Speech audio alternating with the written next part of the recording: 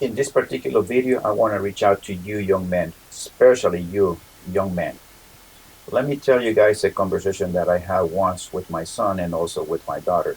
My son is 20, my daughter is 17. I was talking to them about something that I heard on YouTube. Someone said that, especially for young men, that they are not being attracted to women because they don't have anything to show for us because they're young, that they need to work on their 20s so that they can play in their 30s, that women will not even dare to look at them for any relationships because they haven't built themselves up yet. And so women tend to go for older guys who are more established. And I was talking to my son about this very particular subject, which, in my opinion, it's a bad idea. And I'm going to explain to you why. I'm going to talk to you from people that I have heard their experience, people that have talked to me about this very specific subject, and also from personal experience, from people that have talked to me about this very same subject. One of them is my best friend. He was married when he had everything established. This guy had a lot of money by the time he got married. He and I have had ample conversation about this very same subject. He made his wife sign a prenup. The reason why is because he wanted to protect his assets and everything that he had. There was a big problem between him and his mother-in-law because they didn't want her to sign this document because they were saying that he is not really trusting her, that he has some doubts about it, that he is not fully committed to her, that the prenup was a sign of not trusting and uncertainty and not really sure about this woman who he was just about to marry. This is one of the things I tell my son and I tell my daughter. This is what happens when a man who worked in his 20s had his life established and now it's time for him to look for a wife. Young man, you are going to become a very desirable man.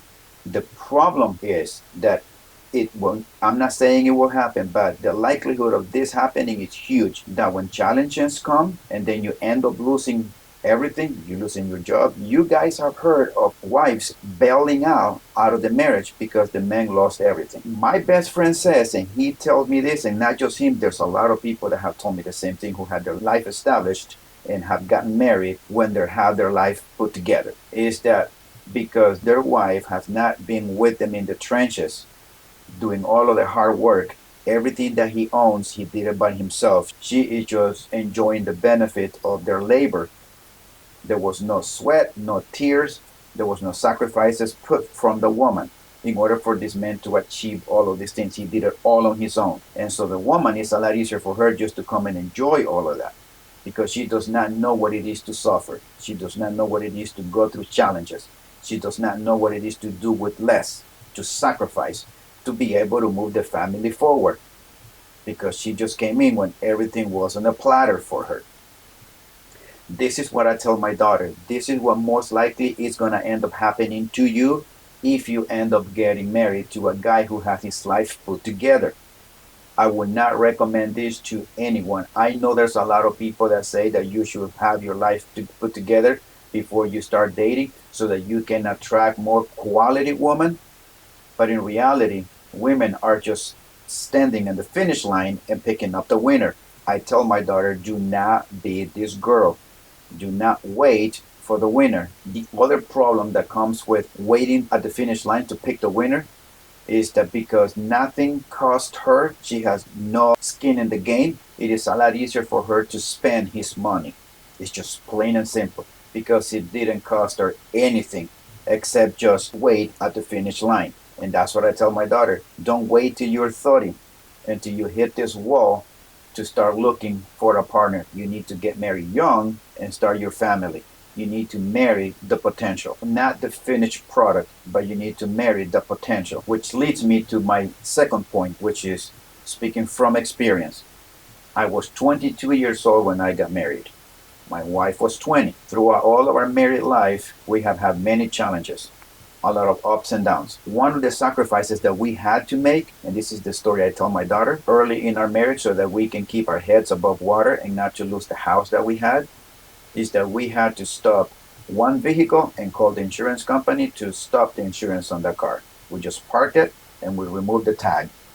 We had to stop one cell phone and we got a landline and whoever left the house would take the cell phone. The other thing that we had to do is that we called the pest control company and we canceled the service. And I was the one going to Home Depot and buy the chemicals, so that I was just spraying my house myself. We also called the cable company and we discontinued the cable service.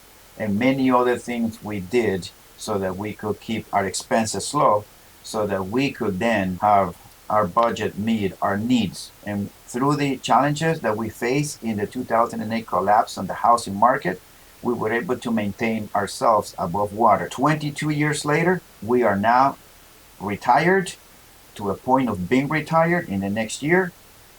And I tell my daughter, everything that we have, we worked together. We stuck together through thick and thin. She was in the trenches with me. She was finding ways to help me save money because she was always staying home raising the kids. We have 4, 20, 17, 14, and 10. And through all of our married years, I was the one working myself. So she was always finding ways to save money. So everything that we have, she also owned what we have. We don't have a prenup because guess what? We were two broke young kids who got married very early in our age, but she was able to look in the potential in me.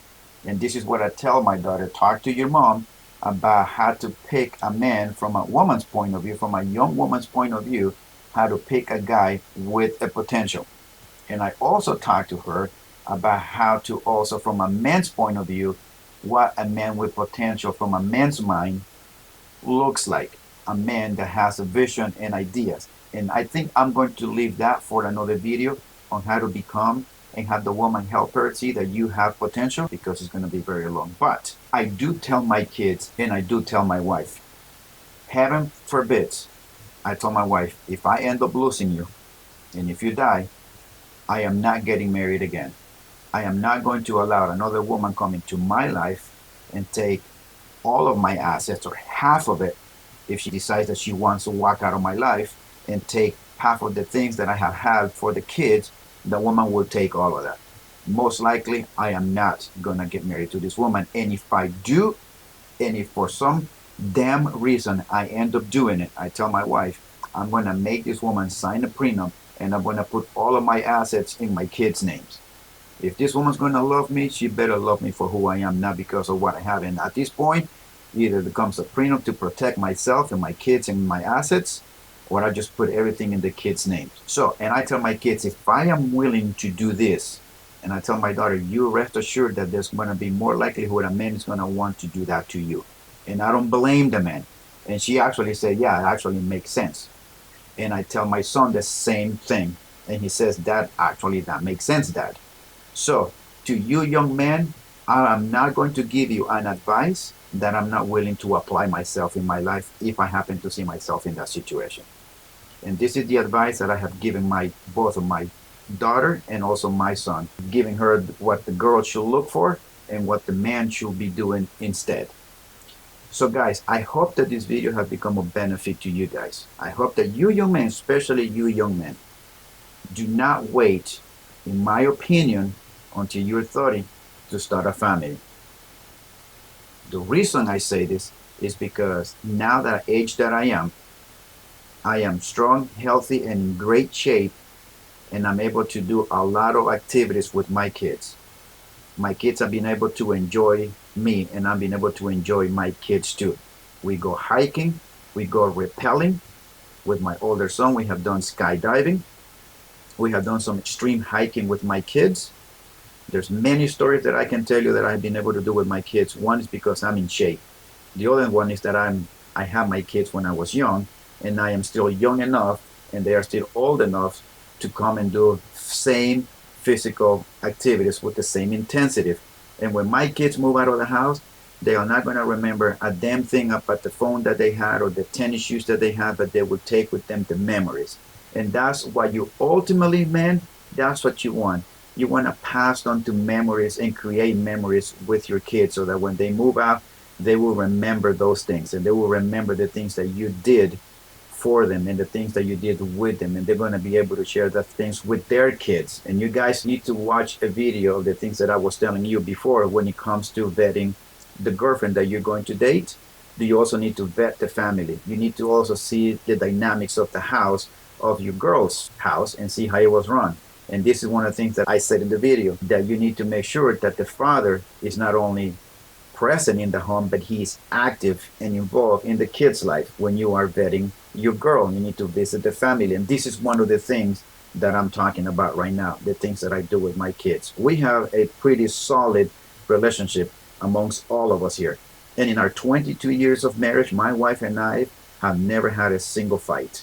We get along very well, and we get along very well with my kids. And I am actually happy that I had the kids when I had them young, because when they move out of the house, I'm going to still be young enough to be able to continue to do more physical activities if I maintain the health that I have been able to maintain throughout my whole 20 years of marriage. So guys, always take care of yourself. I hope that this video has helped you guys and see the potential problems that can arise if you get married later in life. I know that my success, it's not the rule. I know that I am the exception. This is a rare case of a guy who married young, who was able in 22 years being able to retire himself and his wife and still have a solid relationship with the wife and the kids. I know I am the exception and I am not the rule. But I tell my kids, you also can become the exception. You don't have to be the rule. Just like I became so far, knock on wood, continue to be the exception. Most likely the way I see our relationship is will continue to be the same. And also to the kids, I tell them the same. And I'm also telling you guys the same thing. If you pay attention to the videos, all the videos that I have made and shared with you guys, it is about relationships, the things that I have experienced personally. Everything that I have been saying in those videos is things that I have applied, things that I have done that have led me to the success in my marriage, in my relationship with my kids. All of those things that I've done, I want to share the success, not just with my kids, but also with you guys, which is the reason why I decided to open this YouTube channel, so that I can reach out not just my kids, but also as many men as I can. And hopefully these tips that I'm giving you will be able to help you guys weed out, screen better, to look for red flags and things, that changes that you might have to do in order for you to have a good relationship with the woman that you pick to be your wife. And there's many things that you have to do throughout your marriage. I tell people, marriage is not a box full of happiness. Marriage is an empty box. You will either fill it up with misery and pain and headaches, or you're going to fill it up with joy, happiness, and memories. It all depends on how you behave, how you conduct your life throughout your marriage. That will be totally up to you. So guys, I hope that this video has become a benefit to you. And if anyone can benefit from this that you might think of, talk to them about this, especially about this particular subject in the video. Bring them over here or share the link with them. Either way, it doesn't matter how you get the word to them. Always take care of yourself, always work out, and always, always watch your six. And we'll see you next time.